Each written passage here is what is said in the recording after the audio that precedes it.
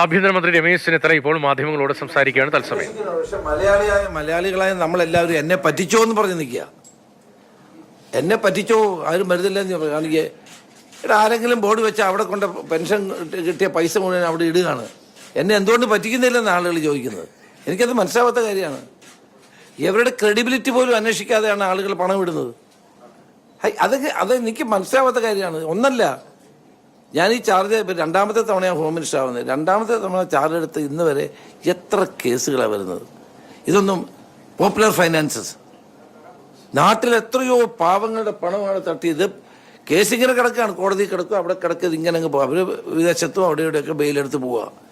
അപ്പം അതുകൊണ്ട് നമ്മൾ ഗൗരവത്തോടു കൂടി ഇതിനെ പോലീസ് കാണാൻ ഉദ്ദേശിക്കുന്നുണ്ട്. We are going to have a special programme for that.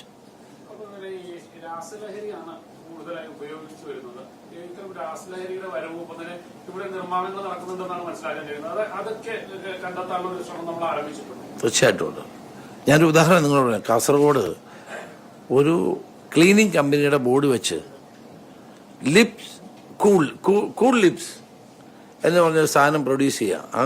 അതിൻ്റെ പോലീസ് പരിശോധിച്ച് തന്നപ്പോൾ, അത് ക്ലീനിങ് കമ്പനിയുടെ പേരാണ് എഴുതിയേക്കുന്നത്. അവിടെ പരിശോധിച്ചെന്ന് കണ്ടപ്പോഴാണ് ഒരു മെഷീൻ വെച്ചിട്ട് ഈ കൂൾ ലിപ്സ് ഉണ്ടാക്കുകയാണ്, ഈ കുട്ടികൾക്ക് കൊടുക്കുക. കുറച്ച് കഴിഞ്ഞാൽ അതിനകത്ത് ചെറിയ പുകയിലയുടെ അംശമുണ്ട്.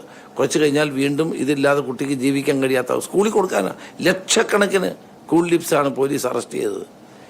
ഇതുപോലെയുള്ള ഫാക്ടറികൾ വരെ കേരളത്തിൽ പ്രവർത്തിച്ചുകൊണ്ടിരിക്കുകയാണ്. അപ്പം ഇത് പോലീസ് കണ്ടെത്തി, സ്പെഷ്യൽ ബ്രാഞ്ചും പോലീസും കൂടെ കണ്ടെത്തിയാണ് ഇതിനെ ഓരോന്നിനെയും നശിപ്പിച്ചുകൊണ്ടിരിക്കുന്നത്.